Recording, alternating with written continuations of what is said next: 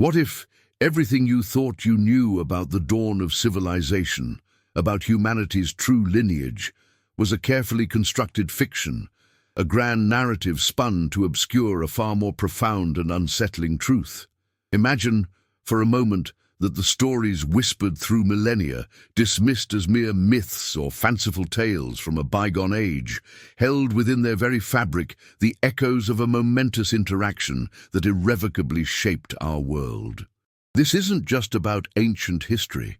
It's about the very foundations of our existence, a secret so vast it redefines every scientific, religious, and philosophical tenet we hold dear. The implications are staggering, stretching from the sun-drenched plains of ancient Mesopotamia to the bustling, often chaotic urban sprawl of our modern era. For too long, the prevailing academic orthodoxy, with its well-rehearsed explanations and comfortable theories, has dictated the parameters of our understanding.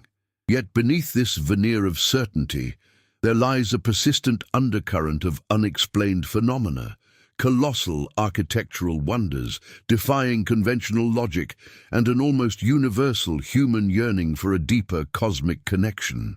The air itself seems to hum with an unspoken question, a collective unease that perhaps we are not quite as alone or as solely responsible for our own evolution as we have been led to believe. The sheer weight of historical anomalies, the sudden leaps in technological and cultural sophistication that appear almost out of nowhere in the archaeological record, paint a picture that is far more complex, far more alien than the one neatly packaged in our school textbooks. It begs the question, could the catalyst for humanity's dramatic ascent, the very spark that ignited our intelligence and pushed us towards civilization, have come from beyond the stars? It's a concept that is at once terrifying and exhilarating, threatening to unravel the carefully woven tapestry of our self-perception. This narrative delves into the extraordinary claims surrounding the Anunnaki, a pantheon of beings first mentioned in the ancient Sumerian texts, whose presence on Earth, according to a controversial yet compelling interpretation, predates and, indeed, engineered human existence itself.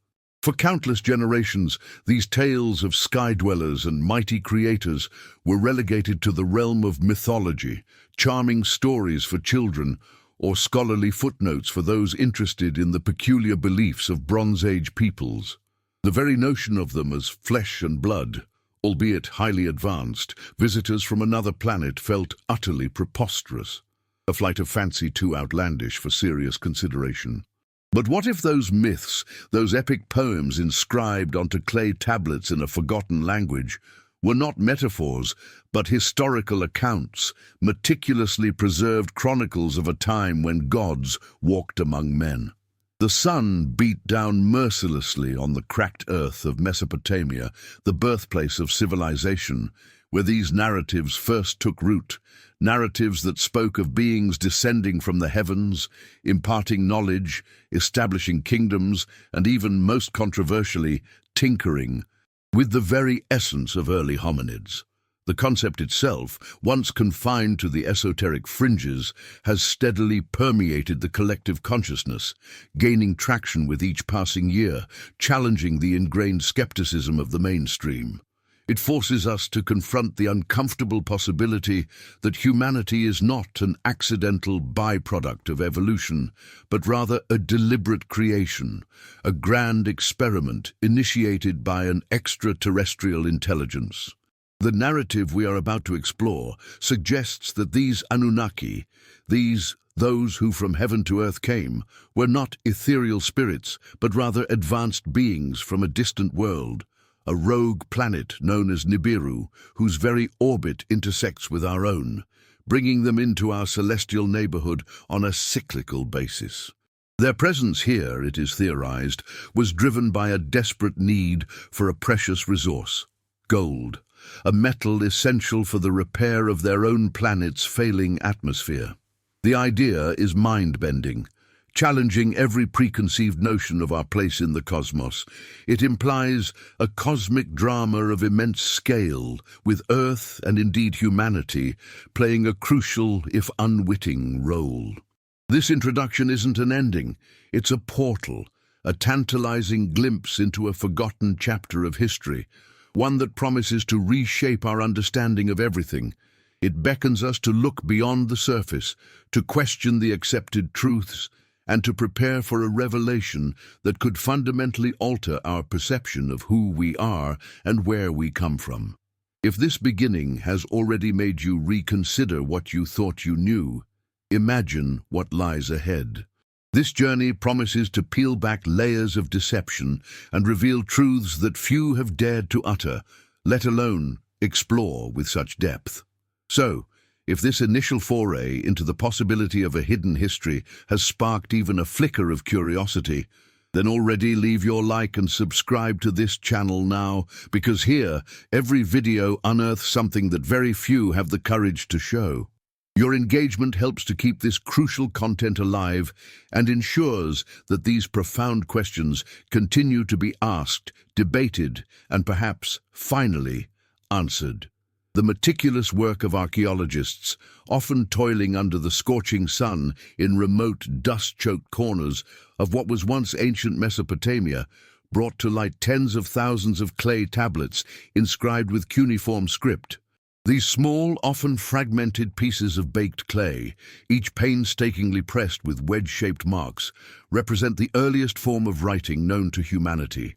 They chronicle daily life, administrative records, legal codes, and crucially, epic myths and religious texts.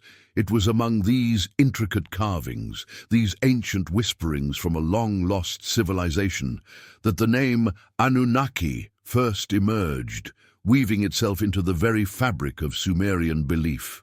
For decades, these texts were treated with academic reverence, translated, categorized, and interpreted within the established framework of human cultural evolution, seen as symbolic narratives reflecting the nascent spiritual and psychological development of early peoples. Scholars, with their tweed jackets and furrowed brows, would meticulously pore over each glyph, debating the subtle nuances of meaning, but rarely straying beyond the realm of metaphor and allegory. Then came Zecharia Sitchin, an audacious scholar with a background in ancient Semitic languages, who in the latter half of the 20th century dared to challenge this prevailing paradigm. His translations of these very same Sumerian texts, particularly the epic poems such as the Enuma Elish and the Epic of Gilgamesh, led him to a revolutionary and, to many, deeply unsettling conclusion.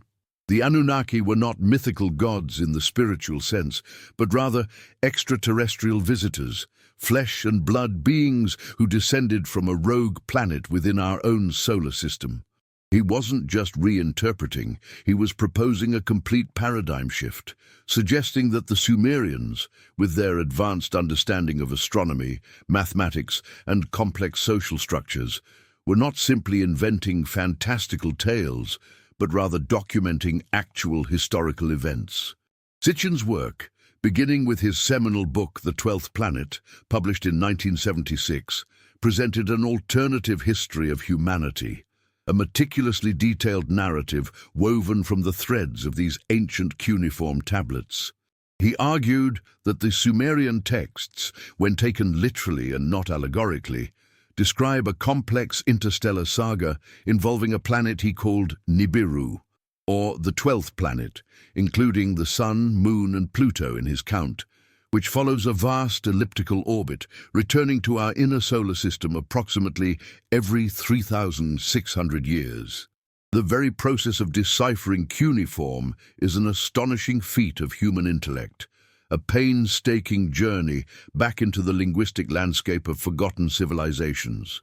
Imagine the archaeologists, their faces caked with dust, their hands calloused from years of careful excavation, sifting through layers of history.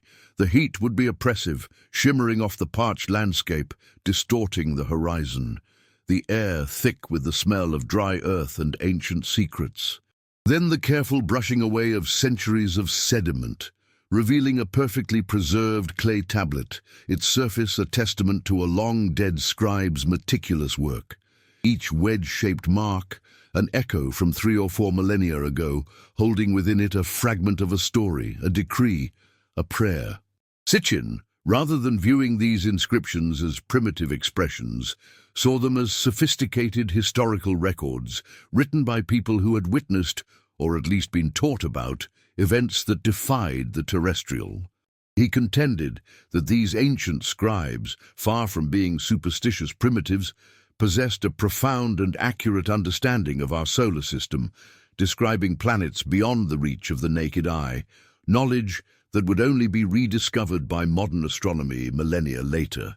His translations painted a vivid picture of the Anunnaki's arrival on Earth, their advanced technologies, and their desperate quest for gold. He claimed the texts detailed how these beings, facing an existential crisis on their home planet of Nibiru, needed gold to create a protective shield for their dwindling atmosphere. Earth, rich in this precious metal, became their temporary outpost, a cosmic mining colony. And who, then, would do the arduous, back-breaking work of extraction? This is where Sitchin's narrative takes its most controversial turn, suggesting that the Anunnaki, particularly a scientist named Enki and a medical expert named Ninhursag, genetically engineered primitive hominids to create a slave race, Homo sapiens, specifically designed for labor in their gold mines. The initial academic reaction to Sitchin's theories was, predictably, one of fierce rejection and outright ridicule. Mainstream archaeologists, historians, and linguists largely dismissed his work as pseudoscience, a fanciful interpretation based on flawed translations and speculative leaps. They argued that his method was not academically sound, that he selectively quoted texts, and that his conclusions were not supported by the broader body of Sumerian scholarship. However, despite the vehement opposition from established institutions, Sitchin's work resonated deeply with a significant segment of the public.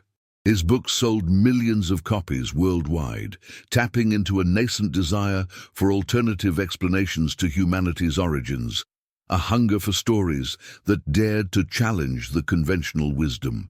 People found his arguments compelling, his interpretations offering a logical, albeit extraordinary solution to many historical and archaeological enigmas. The clarity and precision with which the Sumerian texts described celestial bodies and events, centuries before their discovery by modern science, lent credence to Sitchin's radical proposals. Could these ancient clay tablets, buried for millennia beneath the sun-baked sands of Mesopotamia, truly hold the key to our forgotten Genesis? The question lingers, a persistent whisper that refuses to be silenced by academic dismissals, propelling us deeper into the labyrinthine narratives of the Anunnaki. The very word God conjures images of ethereal beings, transcendent spirits, or omnipresent forces beyond mortal comprehension. Yet in the rich tapestry of ancient Sumerian belief, the gods of their pantheon, the Anunnaki, were depicted with a tangibility that defied purely spiritual interpretations. They were figures of immense power, certainly, but also of complex emotions, rivalries, and physical limitations, remarkably similar to humans, albeit on a far grander scale. Sitchin's work, in its audacious re-evaluation of these ancient narratives, posits that this striking anthropomorphism was not mere artistic license or a simplistic attempt to understand the divine, but a direct reflection of their true nature. Technologically advanced, long-lived beings from another planet. Imagine the sheer awe, the profound sense of reverence and terror that early humans must have felt encountering these sky people.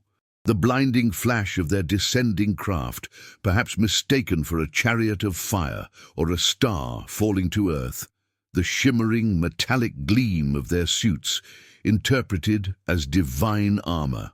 Their voices, amplified and commanding, echoing across the nascent settlements. The perception of them as gods, therefore, was a natural, almost inevitable conclusion for a people struggling to comprehend such advanced visitors. Central to the Sumerian pantheon, and thus to Sitchin's narrative, were figures like Enlil, the commander of the Earth mission, a formidable and often stern authority figure responsible for enforcing Anunnaki law and order on Earth. His directives were absolute, his temper legendary, and his command over the forces of nature, as perceived by early humans, unquestionable. Then there was Enki, his half-brother, a brilliant scientist and geneticist, often portrayed as more benevolent towards humanity. It was Enki, according to Sitchin's interpretation, who masterminded the creation of the Adamu, the first genetically engineered human.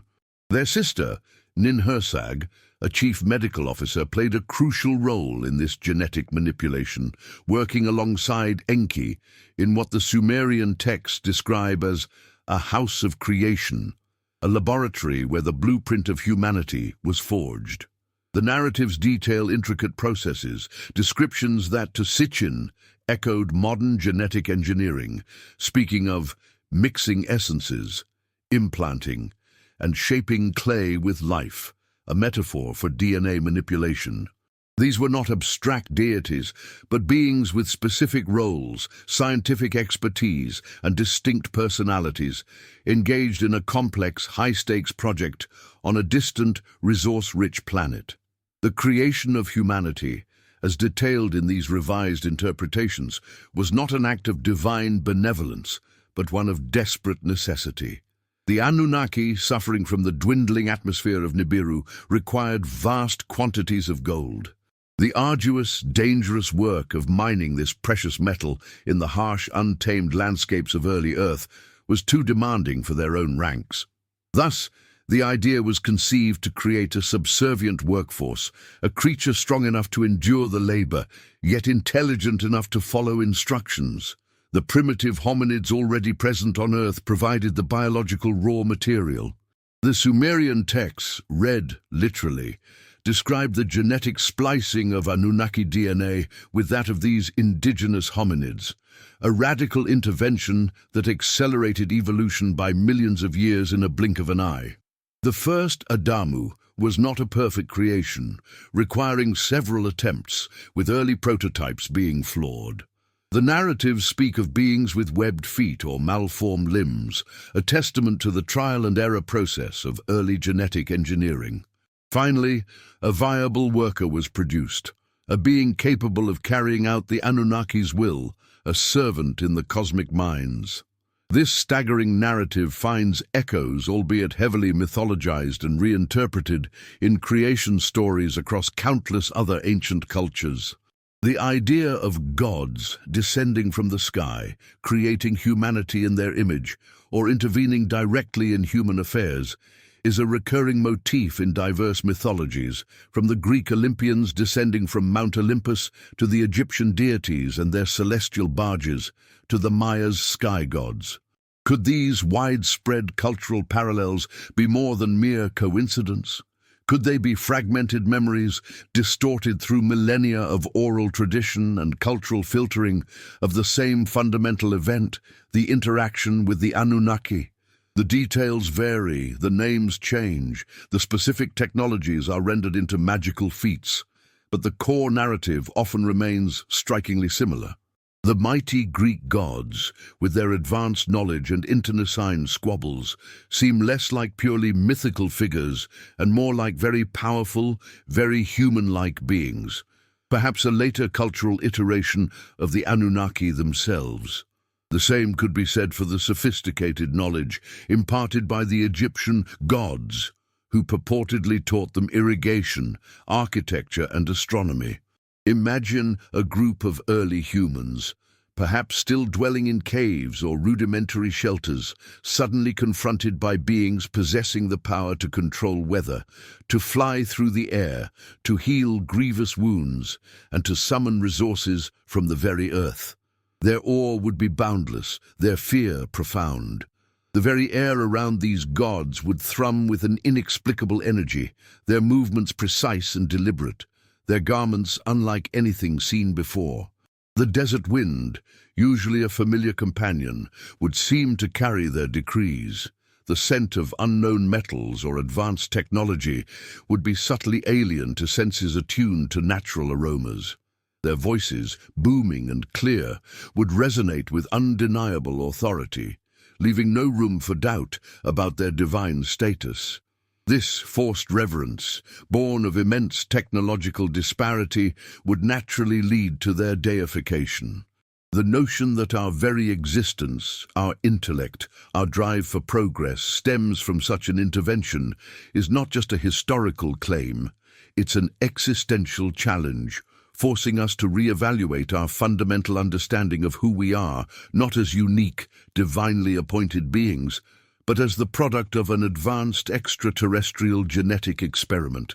Central to the Anunnaki narrative, as meticulously reconstructed by Zecharia Sitchin from the ancient Sumerian tablets, is the enigmatic celestial body known as Nibiru. This isn't just any planet. It's the purported homeworld of the Anunnaki, and its very existence challenges the foundational tenets of modern astronomy. According to Sitchin, the Sumerians possessed an astonishingly sophisticated understanding of our solar system, far beyond what should have been possible for a civilization existing thousands of years ago. Their detailed cosmological descriptions, etched into cuneiform, spoke of a 12th planet, counting the Sun, Moon and Pluto as Sitchin did, although modern astronomy classifies Pluto as a dwarf planet and the Sun and Moon as a star and satellite respectively, a massive celestial body that followed an immensely elongated elliptical orbit, taking it far beyond the known boundaries of our solar system before bringing it back into our neighborhood approximately every 3,600 Earth years. This concept, initially dismissed as a pre-scientific myth, gained unexpected traction when astronomers began to postulate the existence of a Planet 9 or Planet X to explain gravitational anomalies observed in the outer solar system, adding a layer of contemporary scientific intrigue to an ancient alien theory. The scientific community, however, staunchly rejects the notion of Sitchin's Nibiru, citing a lack of observational evidence and inconsistencies with established astronomical laws. Astronomers argue that if such a large planet were truly on a periodic collision course or close pass with Earth, its gravitational influence would have long since destabilized the orbits of the inner planets, including our own. The idea of a massive rogue planet appearing every few millennia without leaving a clearer gravitational footprint or being detected by our increasingly powerful telescopes is considered highly improbable, if not impossible, by mainstream science. Yet proponents of the Nibiru theory counter that its long, eccentric orbit keeps it hidden for vast stretches of time, making it exceptionally difficult to detect with conventional methods, and that ancient records provide the evidence that modern instruments lack. They point to the possibility of a stealth-cloaking technology or simply the sheer vastness of space, allowing it to remain elusive until its periodic return draws it closer to the Sun. The implications of Nibiru's periodic return are catastrophic within Sitchin's framework. The ancient texts, interpreted through his lens, speak of celestial battles and devastating floods on Earth, events that coincide with Nibiru's close proximity. Its immense gravitational pull, as it swings through the inner solar system, would wreak havoc on Earth, causing massive tidal waves, unprecedented earthquakes, volcanic eruptions, and dramatic shifts in the planet's axis. Imagine the sheer terror of witnessing such a celestial event unfold. The sky, usually a comforting canopy of familiar stars, suddenly invaded by a new, rapidly growing star-like object, its reddish hue growing more ominous with each passing day. The very ground beneath one's feet would tremble, a low guttural growl emanating from the Earth's core, followed by violent tremors that would shake ancient settlements to their foundations. The oceans, usually predictable in their rhythms, would swell into monstrous tsunamis, engulfing coastal plains and reshaping entire continents in a matter of hours. The air would become thick with volcanic ash, blotting out the sun, plunging the world into an eerie twilight. For ancient peoples, without the scientific understanding to rationalize such phenomena, these events would undoubtedly be attributed to the wrath of powerful, often capricious, gods. The sheer scale of such a cataclysmic event would be etched into the collective memory of humanity, passed down through generations, morphing into the universal flood myths found in almost every ancient culture worldwide.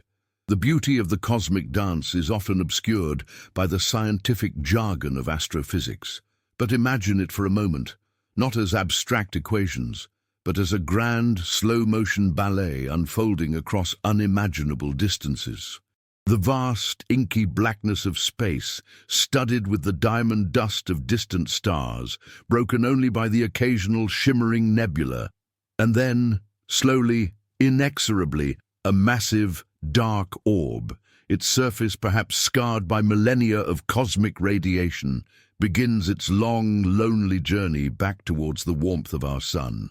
This celestial wanderer, Nibiru, the alleged home of the Anunnaki, would be a sight of terrifying majesty, a stark reminder of humanity's smallness in the face of cosmic forces. The ancient Sumerians, with their profound astronomical knowledge, supposedly tracked this planet, understanding its cycles and its destructive potential. They are credited with astronomical charts that detail the positions of planets far more accurately than their tools should have allowed, even describing the distinctive rings of Saturn and the true color of Uranus, features that could only be observed with powerful telescopes millennia later.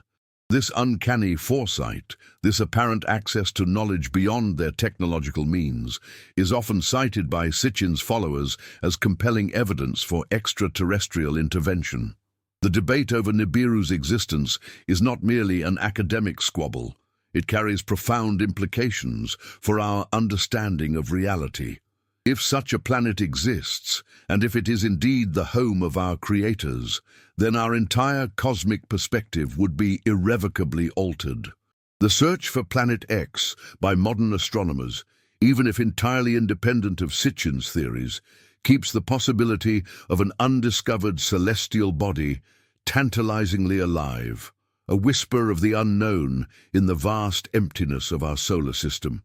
Could there truly be an unseen celestial body lurking in the outer reaches of our solar system, poised to make its grand, devastating return? The question hangs heavy in the air, stirring a primal fear and a profound sense of wonder, reminding us that the universe is far more mysterious and perhaps far more populated than we have dared to imagine.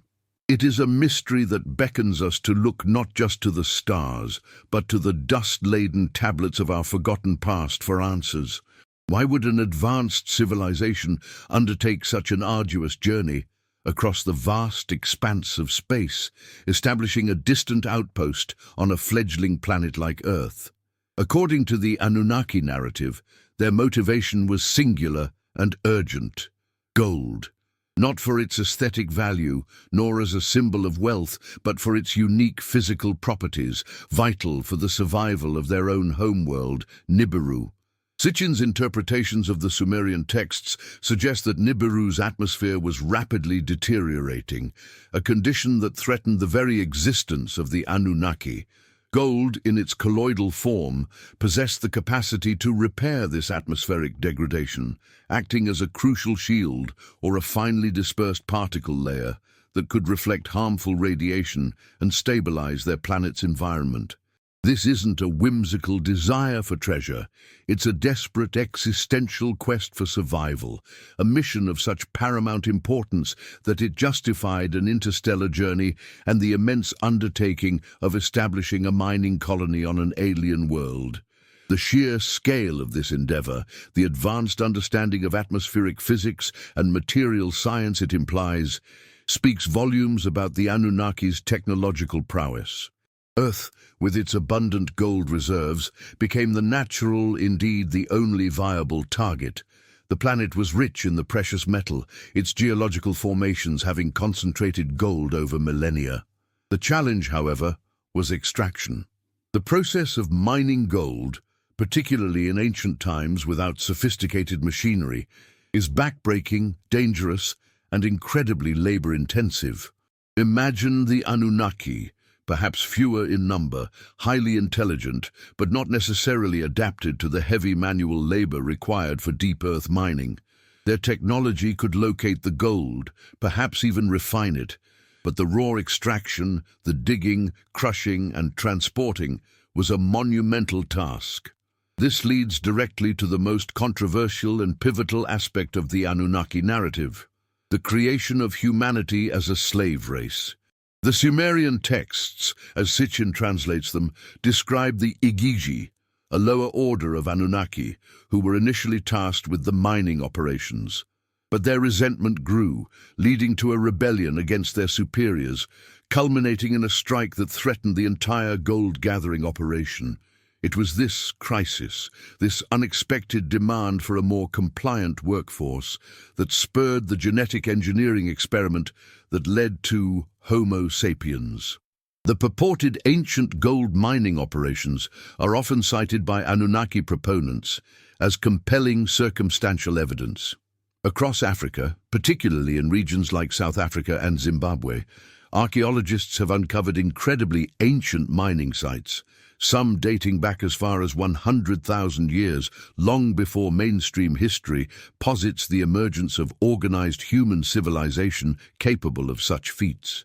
These Stone Age mines, some extending to remarkable depths, show evidence of extensive gold extraction. Mainstream archaeology often struggles to explain the sheer scale and antiquity of these operations, sometimes attributing them to early hominids who somehow developed complex mining techniques without a clear evolutionary path. However, within the Anunnaki framework, these sites become logical evidence of their presence and purpose. Imagine the harsh, unforgiving landscape of ancient Africa, the unrelenting sun beating down on figures toiling tirelessly in deep, dark shafts. The air would be thick with dust, the smell of damp earth and sweat pervasive, the rhythmic clang of primitive tools against rock, an endless monotonous sound echoing through the subterranean tunnels. The glint of gold, a tiny, almost insignificant spark in the oppressive darkness, driving the relentless labor. The sheer willpower, or perhaps the imposed will, to extract such quantities of metal from the earth speaks of an extraordinary impetus. The purpose of humanity, therefore, was not one of divine love or spiritual enlightenment, but one of raw utility. We were, in essence, engineered tools, biological robots designed to serve a specific, critical function, mining gold for our creators. The very language used in the Sumerian tablets, when interpreted literally, speaks of humanity as primitive workers, black-headed ones, created to bear the yoke of the gods.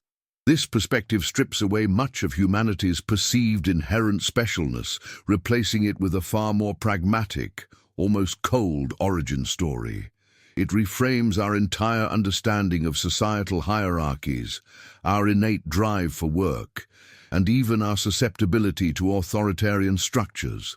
If our very genetic makeup was programmed for servitude, then perhaps many of our societal ills, our struggles with freedom and autonomy, are deeply rooted in this ancient legacy. The vast scale of these alleged ancient operations, not just for gold, but for other precious metals, would have required an immense, coordinated effort, a level of organization and engineering far beyond what is conventionally attributed to Stone Age cultures. The thought of being a deliberately created workforce, a disposable asset in an extraterrestrial drama, is unsettling, to say the least. It forces a fundamental re-evaluation of our place in the universe. Were we simply the convenient solution to a planetary crisis? Did our creators view us with a detachment akin to a farmer viewing their livestock? The oppressive heat of the African sun, the deep dark mines, the ceaseless toil, these were the conditions that forged early humanity, not as masters of their own destiny, but as instruments of another species' survival. The question then arises, if our purpose was fulfilled, if the Anunnaki eventually left, what became of their creation? Were we abandoned, or were we left with a legacy, a hidden message embedded in our DNA, awaiting a future awakening? The narrative of the Anunnaki's quest for gold, therefore, is not just about a precious metal. It's about the very core of human existence, our origins and our unspoken cosmic inheritance. It's a story that redefines purpose, survival, and creation on an interstellar scale. The narrative of the Great Flood is a cornerstone of human mythology, a devastating cataclysm recounted in myriad cultures across the globe. From the Epic of Gilgamesh in Mesopotamia to the biblical Genesis story and countless indigenous legends. Within the Anunnaki framework, this universal story takes on a chillingly specific dimension. It was not merely an act of divine wrath or an unpredictable natural disaster, but potentially an Anunnaki-orchestrated event, or at the very least a foreseen catastrophe that exposed the deep internal divisions among our alleged creators. The Sumerian tablets, as interpreted by Sitchin, detail how Nibiru's return, with its immense gravitational pull, would inevitably trigger a massive polar ice sheet to slip off the Antarctic landmass, plunging into the ocean and generating a colossal tidal wave that would engulf the planet. The Anunnaki, possessing advanced scientific knowledge and the ability to predict celestial mechanics, were acutely aware of this impending disaster. The internal conflict among the Anunnaki leadership becomes particularly poignant during this period. Enlil, the stern commander, weary of humanity's growing population, its noise, and its burgeoning independence, saw the coming flood as an opportunity to wipe the slate clean, to eradicate the troublesome black-headed ones, whom he viewed as an inconvenient and noisy experiment. His decision, as presented in the ancient texts, was to let humanity perish, maintaining a strict vow of silence about the impending doom. He believed humanity had become too numerous, too unruly, and was interfering with the Anunnaki's primary mission. Imagine the gravity of such a decree, delivered by a being of immense power, the fate of an entire species resting on his cold, calculated decision. The vast, shimmering desert stretching out before him, utterly indifferent to the moral weight of his choice. However, Enki, the geneticist and creator of humanity, held a different view. He felt a sense of paternal responsibility, a profound connection to the beings he had helped to engineer. He secretly defied Enlil's decree, appearing in a dream or through a subtle communication to Utnapishtim, or Noah in later traditions, instructing him to build an ark to save his family and a selection of Earth's creatures. This act of rebellion, this deep-seated conflict between the two half-brothers, underscores the very human-like complexities of the Anunnaki. They were not monolithic, emotionless beings. They possessed their own politics, their own moral dilemmas, and their own capacity for compassion and cruelty. The narrative of the flood becomes a cosmic drama of sibling rivalry, with humanity caught in the middle, a pawn in a larger intergalactic struggle for influence and survival. The depiction of the surging waters is terrifyingly vivid in these ancient accounts. The skies darkening with an ominous intensity, not just from clouds, but from the very dust and debris kicked up by the Earth's violent convulsions. The ground trembling with increasing ferocity, a deep, resonant rumble emanating from the planet's core. Then the unimaginable. The oceans, usually a source of sustenance and beauty, transform into monstrous, churning leviathans, their waves reaching unimaginable heights, crashing down with a force that would pulverize mountains and sweep away entire landscapes in an instant. The cries of despair, the desperate struggle for survival, the terrifying sensation of being utterly powerless against the overwhelming might of nature. Or, in this context, the deliberate decision of powerful beings. The sheer chaos of it all, the complete erasure of everything familiar, would be an indelible scar on the psyche of any survivors. Those few aboard Utnapishtim's ark would have witnessed a sight of unparalleled devastation, an eerie, boundless expanse of water stretching to the horizon, dotted only by the flotsam of a drowned world. The silence that followed the storm, once the waters began to recede, would be even more haunting than the tempest itself. An oppressive quiet, broken only by the mournful cries of the few remaining creatures. The Great Flood, therefore, represents a colossal reset button, a deliberate cleansing of the planet, or at least a consequence of Nibiru's passage that the Anunnaki chose to let happen to humanity.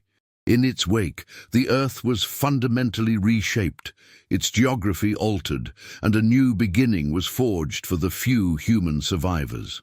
These survivors, indebted to Enki's intervention, would become the progenitors of a renewed humanity, forever marked by the memory of the deluge and the knowledge of their extraterrestrial benefactors.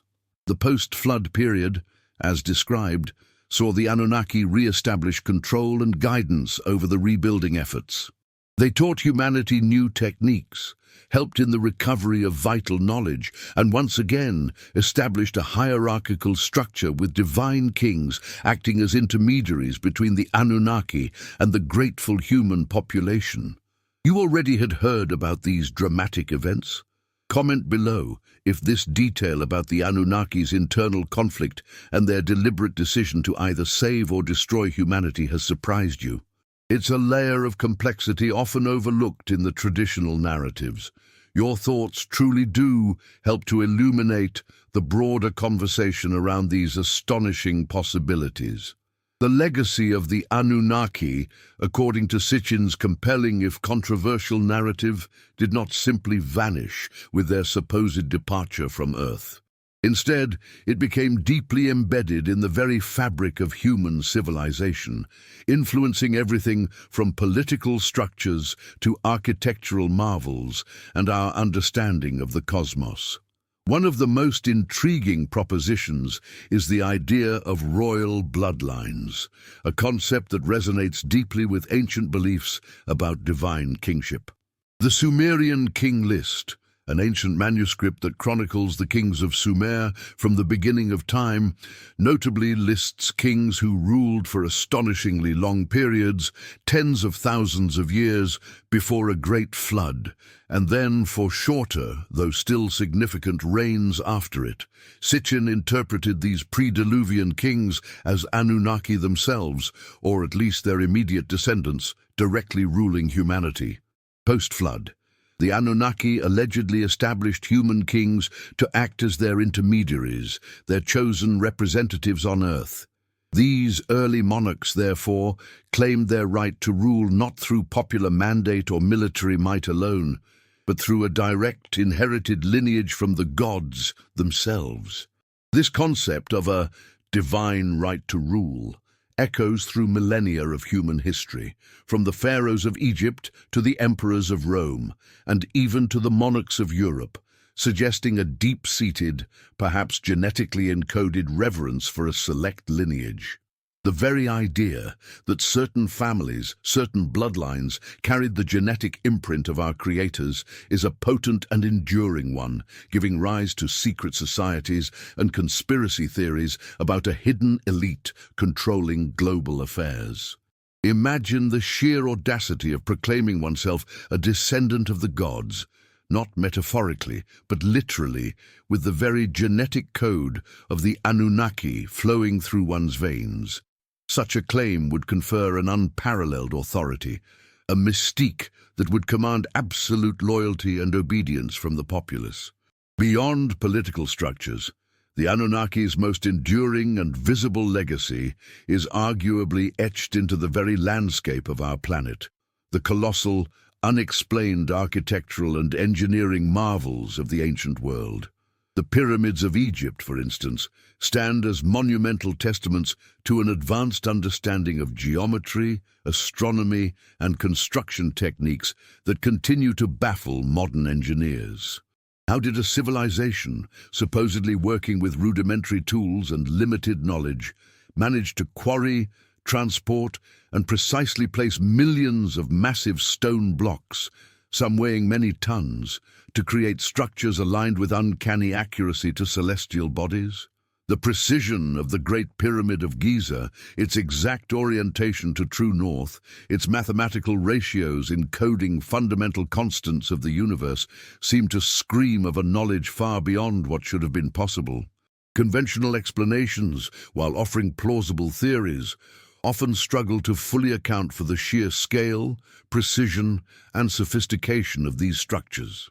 Similarly, megalithic sites like Stonehenge in Britain or the incomprehensibly massive and precisely cut stone blocks at Pumapunku in Bolivia push the boundaries of conventional archaeological explanation. Stonehenge, with its intricate alignment to solstices and equinoxes, suggests a profound astronomical understanding.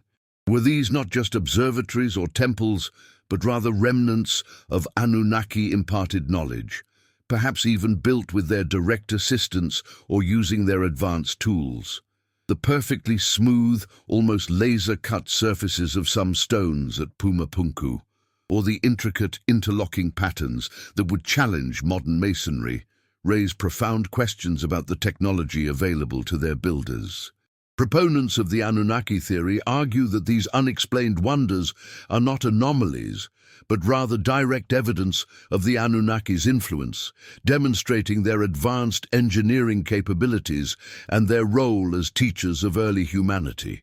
The sheer effort involved, the precision required, and the astronomical alignments found in so many of these ancient structures hint at a guiding hand, an unseen intelligence that pushed humanity far beyond its expected developmental curve. Imagine the bustling construction sites, not with thousands of struggling human slaves pulling ropes, but perhaps with Anunnaki supervisors, their forms perhaps shrouded or their true appearance disguised, directing operations with laser-like precision. Or perhaps, more subtly, they imparted the theoretical knowledge, the mathematical formulas, and the understanding of physics that allowed human engineers to achieve these incredible feats. The immense scale of the pyramids rising from the golden desert sands, their surfaces shimmering under the Egyptian sun, would have been a profoundly spiritual and awe-inspiring sight for the people of that era. The whispers of divine intervention, of gods helping to raise these colossal monuments, would have cemented their belief in the Anunnaki's power and benevolence. Even in the grey, often dreary skies of ancient Britain, the construction of Stonehenge would have felt like a sacred endeavour, connecting the terrestrial to the celestial, with knowledge passed down from beings who traversed the stars. The existence of such sophisticated knowledge, of architectural and astronomical prowess that seems to leapfrog millennia of expected development, poses a direct challenge to the linear model of human evolution. If humans, left to their own devices, gradually develop these skills over vast periods, how do we explain these sudden, monumental leaps? The Anunnaki narrative offers a cohesive, if radical, explanation that these were gifts, or perhaps lessons, imparted by a superior civilization. This wasn't merely about teaching basic agriculture, it was about transmitting fundamental principles of physics, astronomy, and engineering that allowed humanity to build structures that would endure for millennia, to track the movements of celestial bodies with uncanny accuracy, and to create calendars that charted the passage of time with precision. The legacy, therefore, is not just in the stones themselves, but in the echoes of profound knowledge that resonate from these ancient sites, inviting us to look deeper, to question the accepted truths, and to consider the possibility of an extraordinary alien heritage. Were these colossal structures, these intricate calendars, these profound understandings of the cosmos, truly the sole invention of early human minds? Or did a guiding hand, an unseen intelligence, shape their very foundations? The question itself feels like a monumental weight, demanding an answer that could shatter our current understanding of human ingenuity and our place in the cosmic order. The chronicles from ancient Sumerian tablets, which Zecharia Sitchin devoted his life to deciphering, do not end with the Anunnaki's arrival or their direct intervention in human affairs. Instead, they pivot towards a poignant, almost melancholy phase, their eventual departure from Earth. This wasn't a sudden, chaotic retreat, but rather a planned, gradual withdrawal, leaving humanity, the progeny of their genetic experimentation, to mature and govern itself. The reasons for their departure are multifaceted, ranging from the successful completion of their gold mining mission as Nibiru's atmosphere was stabilized, to internal strife among their ranks, and perhaps a growing weariness with the noisy and increasingly independent human population they had created.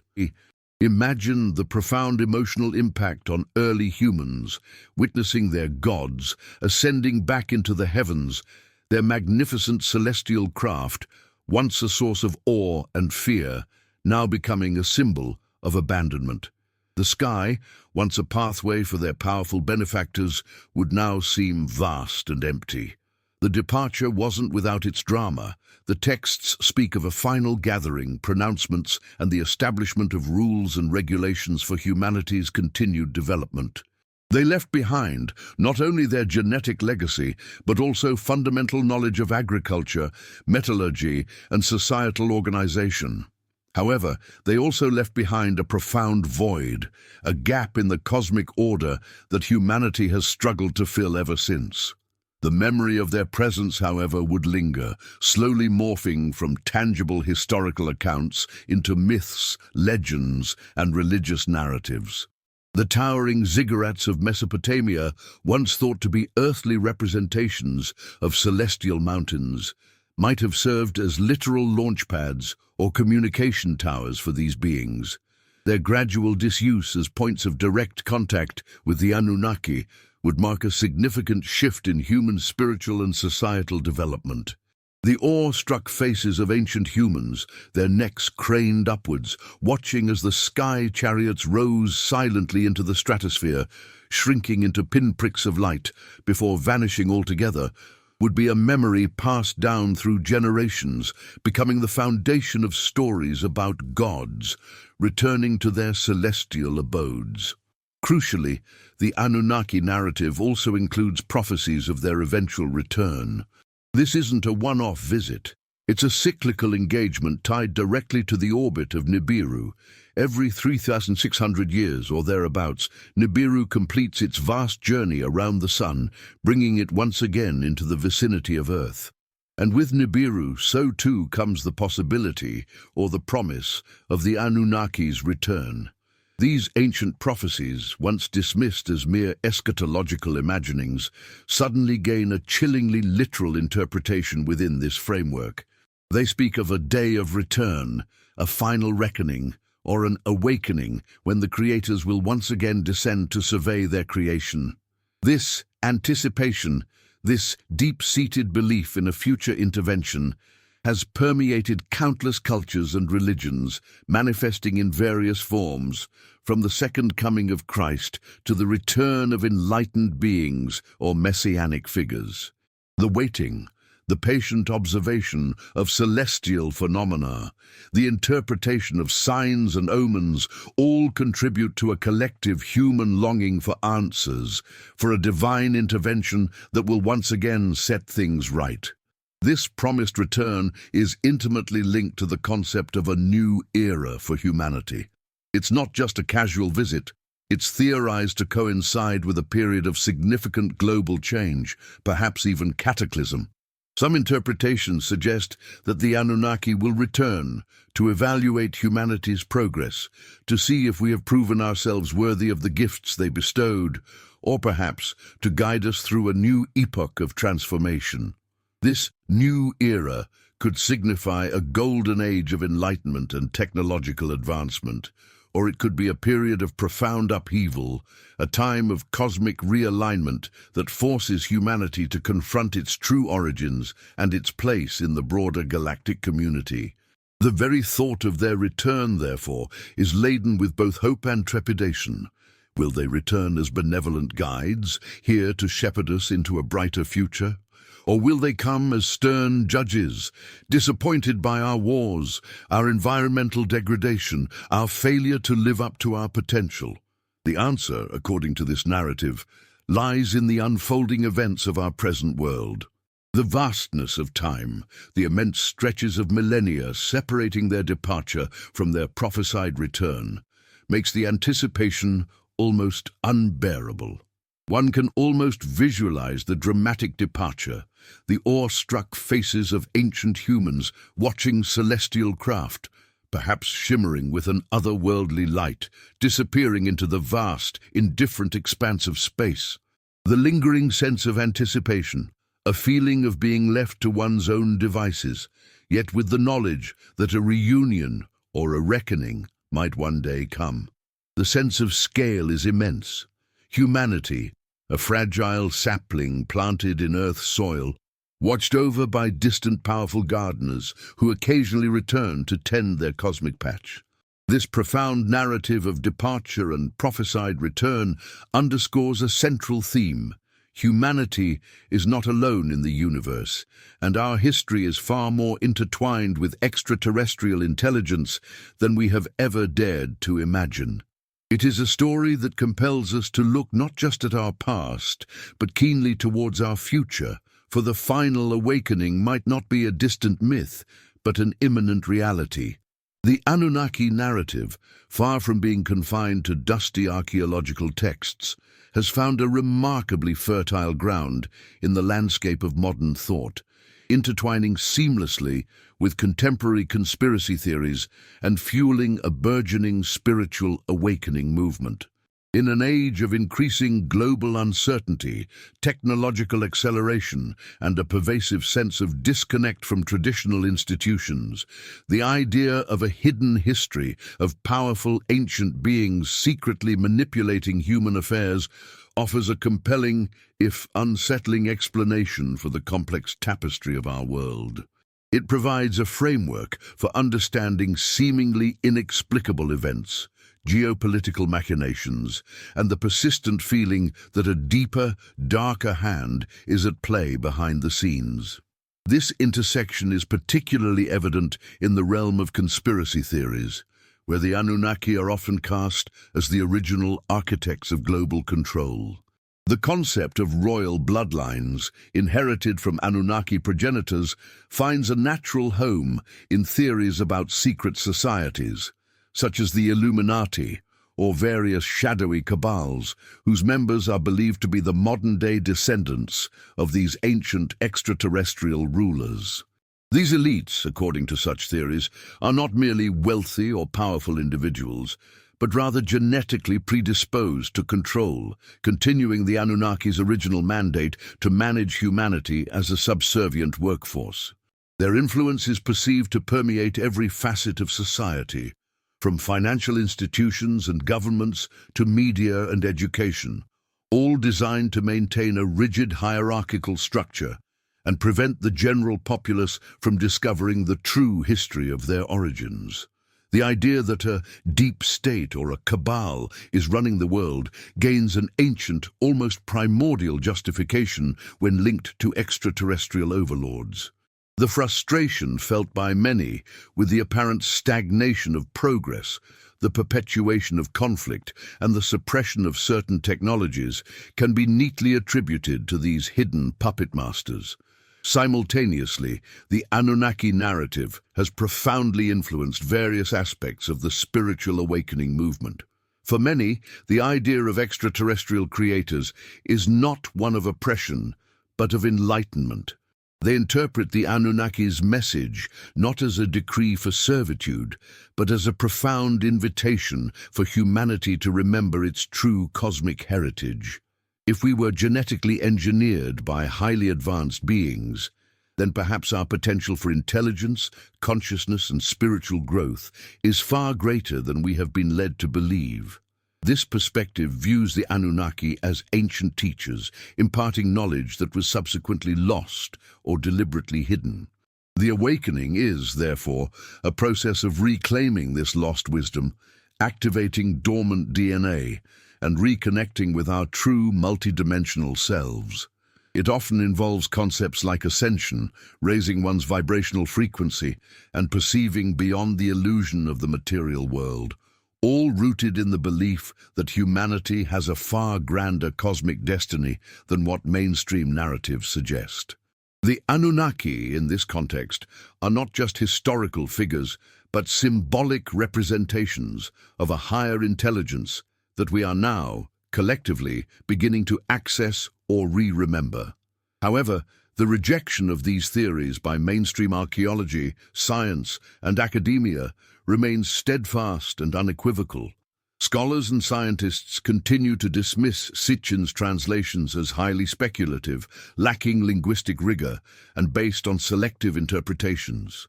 They point to the absence of physical evidence for Nibiru, the impossibility of its orbital mechanics, and the sheer lack of verifiable archaeological artifacts that definitively prove extraterrestrial visitation.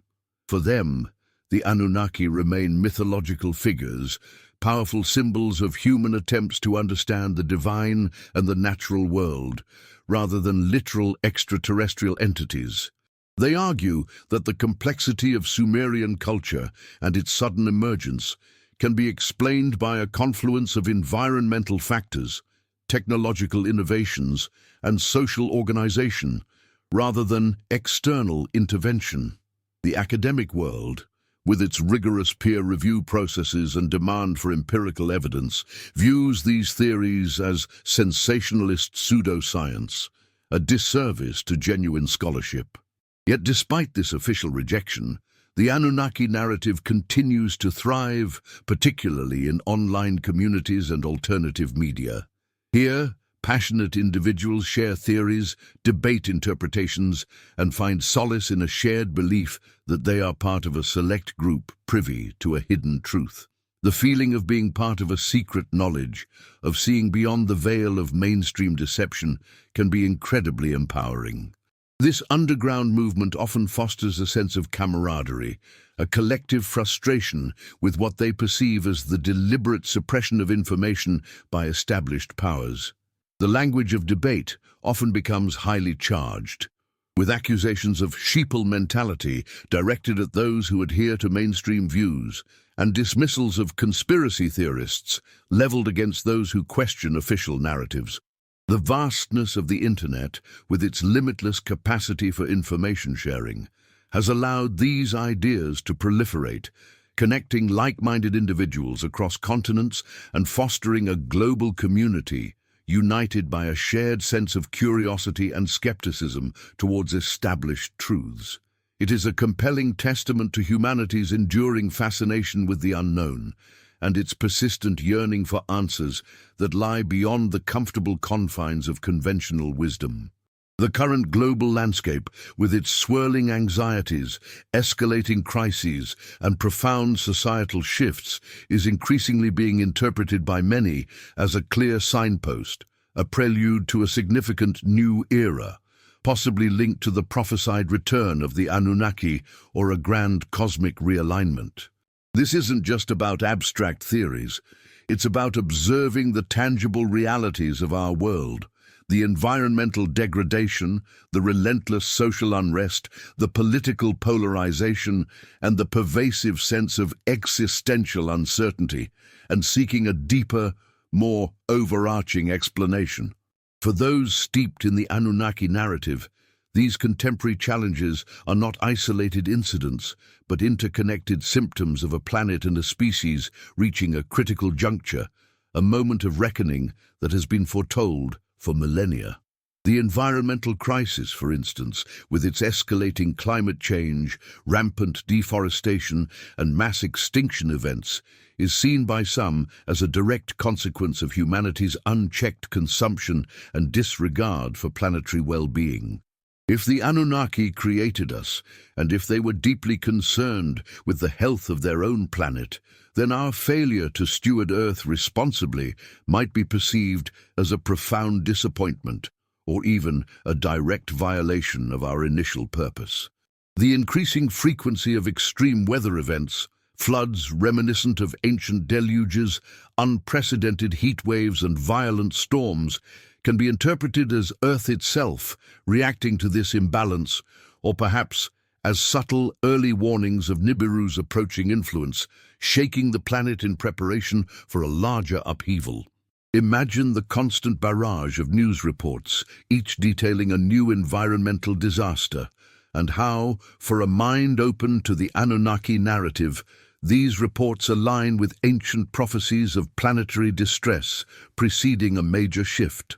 The very air, often thick with pollutants in urban centres across the UK, might be seen as a microcosm of Nibiru's own atmospheric decline, a chilling echo of our Creator's original plight.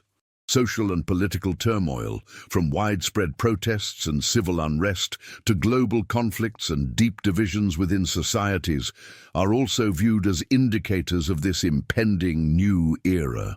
The breakdown of traditional institutions, the erosion of trust in leadership, and the pervasive sense of injustice and inequality can be attributed to the failing systems perpetuated by the hidden elites, the alleged descendants of the Anunnaki, whose control is now being challenged. This period of intense societal fragmentation is often seen as a necessary precursor to a collective human consciousness shift, an awakening that forces us to confront uncomfortable truths about power structures and our own subjugation. The political landscape of Britain, for example, with its ongoing debates, its often heated discussions about national identity and global roles, can be viewed through this lens as a microcosm of humanity grappling with its inherited and perhaps externally imposed destiny. What then is the message of the Anunnaki for this new era? It's rarely interpreted as a direct, explicit decree, but rather as an unfolding revelation, a call to action embedded within our very existence. Some believe it's a warning that humanity, like the Anunnaki before us, faces an existential threat if we do not learn to live in harmony with our planet and with each other.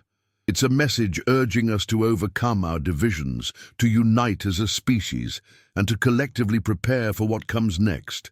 Others see it as a guide, an encoded genetic memory that is now being activated, pushing us towards higher consciousness, towards remembering our true multidimensional potential.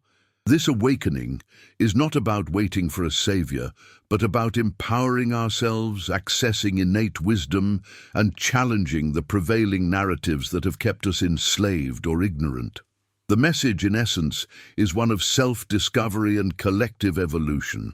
It's a powerful idea that the very challenges we face today are not random misfortunes, but purposeful catalysts designed to push humanity towards a profound transformation. The pervasive sense of yearning for deeper meaning, the quiet internal shifts in human perception as more people question established systems, all contribute to this growing sense of a collective awakening. The constant stream of information, the interconnectedness of the digital age, while often overwhelming, also provides the means for this awakening to spread, for alternative perspectives to gain traction, and for individuals to connect with others who share a similar sense of purpose. The anxieties of modern life, the vastness of global challenges, are tempered by the hope that this turbulent period is merely the labor pains of a new birth, a transformative period that will usher in an era of unprecedented understanding and enlightenment. The final awakening may not be a single event, but a protracted process, a global realization that our destiny is far more complex and far more exciting than we have ever dared to imagine. It forces us to confront not just the problems outside us, but the dormant potential within us, a potential that might have been engineered into our very being millennia ago. If the Anunnaki narrative holds even a kernel of truth, Its philosophical implications are nothing short of cataclysmic for human self-perception. The very core of our identity, our cherished notions of uniqueness, purpose, and free will, would be irrevocably shattered and then painstakingly reassembled into a new, often unsettling configuration. The question, "Who are we?" would no longer be a matter of introspective spiritual debate, but a direct inquiry into our genetic lineage and intended function. If we were indeed engineered, a custom-made workforce for an alien species, then our sense of being divinely created, or even simply the pinnacle of terrestrial evolution, takes on an entirely different, more utilitarian meaning.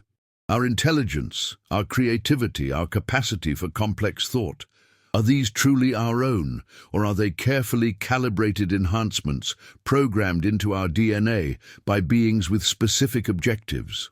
The existential dread that such a revelation could unleash would be profound, forcing humanity to grapple with its status as a product rather than a truly independent entity. This profound identity crisis extends to our understanding of human purpose. For millennia, humanity has grappled with the question of meaning, often finding it in religion, philosophy, or the pursuit of personal fulfillment.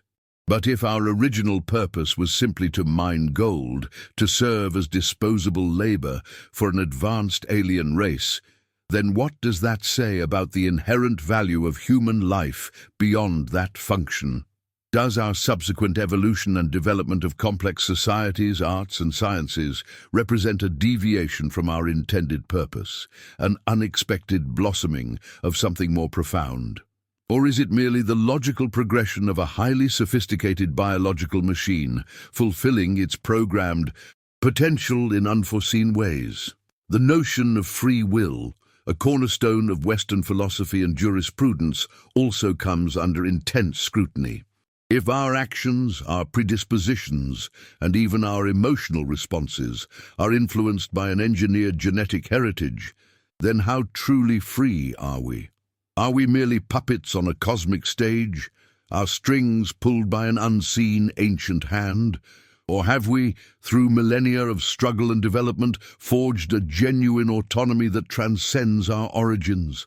The ethical questions raised by the Anunnaki narrative are equally staggering. The ethics of creation, particularly the creation of sentient beings for slave labor, are deeply troubling. What rights do creators have over their creations, especially if those creations develop sentience and self-awareness? Was the Anunnaki act a morally justifiable one, given their own species' survival was at stake? And if they were indeed our creators, do they still hold some form of ownership or responsibility for humanity's trajectory? These are not simple questions with easy answers.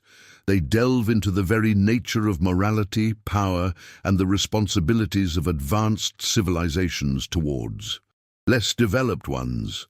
The concept of gods taking life or engineering it for their own gain challenges many deeply held spiritual and ethical beliefs. Furthermore, the knowledge of an Anunnaki origin would fundamentally reshape humanity's approach to countless aspects of its future. How would it impact space exploration? Would we view potential extraterrestrial encounters with a mixture of hope and profound caution, knowing our own history? Would our search for life beyond Earth be driven not just by scientific curiosity, but by a desperate need to find our cosmic kin, or perhaps our cosmic masters? Our governance structures, our political systems, would undergo immense pressure, as the foundations of authority would be challenged by the revelation of an ultimate, ancient, power structure. Even our spiritual and religious beliefs would be utterly transformed. Would the Anunnaki become new deities, or would their physical, technological nature strip away the mystery of the divine, forcing us to redefine what God truly means? The very word religion might take on a new meaning, a set of inherited instructions from our creators rather than a purely spiritual quest. The philosophical implications of the Anunnaki narrative leave countless questions hanging in the air, creating a vast, shimmering expanse of the unknown. It's an intellectual precipice, compelling us to gaze into the abyss of our past and future simultaneously. The journey from existential dread to potential enlightenment, from feeling like a mere biological experiment to embracing a cosmic heritage, is a profound one. It forces us to contemplate the fundamental reshaping of our worldview, challenging us to be brave enough to ask, if this is true, what then? What does it mean for the wars we fight, the love we share, the art we create, and the future we strive for? The very act of asking these questions is, perhaps, an act of awakening in itself, a testament to humanity's enduring capacity for introspection and its relentless pursuit of truth, no matter how uncomfortable or revolutionary that truth may be. The journey through the intricate, often startling narrative of the Anunnaki has taken us from the sun-baked clay tablets of ancient Sumer to the swirling anxieties of our present global landscape. We have explored audacious theories of extraterrestrial intervention, genetic engineering, and a hidden history that fundamentally redefines humanity's origins and purpose. This isn't merely a recounting of ancient myths. It's an invitation to confront the profound possibility that everything we've been taught, everything we've accepted as immutable truth, might only be a fraction of the full story. The final awakening isn't about awaiting a singular dramatic event, a literal descent of celestial beings from the heavens, though some believe that is still to come. Instead, it is, at its heart, a profound call to awaken our own consciousness, to question the accepted narratives, and to seek a deeper, more expansive understanding of reality that transcends the comfortable confines of conventional wisdom. The essence of the Anunnaki's message for this new era, therefore, isn't a direct decree or a set of commandments, but rather a catalyst for introspection, a powerful invitation to reclaim our lost history and recognize the extraordinary potential embedded within our very being. If we are, as the theories suggest, the product of advanced genetic engineering, then perhaps our struggles, our innate drives, and our collective yearning for progress are echoes of our Creator's own journey. The awakening is about seeing past the veil of centuries of selective storytelling, of academic dismissal, and of ingrained skepticism, to consider a cosmic lineage that makes us not just inhabitants of Earth, but citizens of the universe. It is a message that compels us to look beyond the immediate, beyond the daily grind, and to contemplate our place within a far grander, more complex cosmic drama. The very act of questioning, of seeking, of daring to entertain such radical possibilities is itself an act of liberation, a shedding of old paradigms that no longer serve us. Perhaps the true final awakening is not the return of the Anunnaki themselves, but the awakening of humanity to its own extraordinary, complex, and perhaps divinely engineered past. It is the realization that our story is far richer, far stranger, and far more significant than we have ever dared to imagine. It is the recognition that the answers to our present dilemmas might lie not just in future innovations, but in rediscovering a forgotten truth embedded in our ancient past. A truth that could unlock unprecedented levels of understanding about who we are and what we are truly capable of. The challenge is immense, the implications staggering, but the potential for growth, for a truly enlightened global civilization, is equally boundless. This journey of discovery, this act of looking beyond the surface, is just beginning. If this content has opened your mind and made you think differently, comment below, Chege Ateofim. This helps me to understand who truly is seeking knowledge and values, content that dares to challenge the status quo. Your engagement is what fuels this channel and allows us to continue exploring these profound and often uncomfortable truths. Like this video, if it made you think differently, if it sparked a flicker of curiosity, or if it simply resonated with something deep within you. Subscribe now to the channel and activate the bell to ensure you don't miss the next chapters of this incredible journey into humanity's hidden past and uncertain future. And click on the content that's already on the screen. It's the logical continuation of what you've just seen, designed to take you even further down the rabbit hole. Trust me, you won't want to stop here.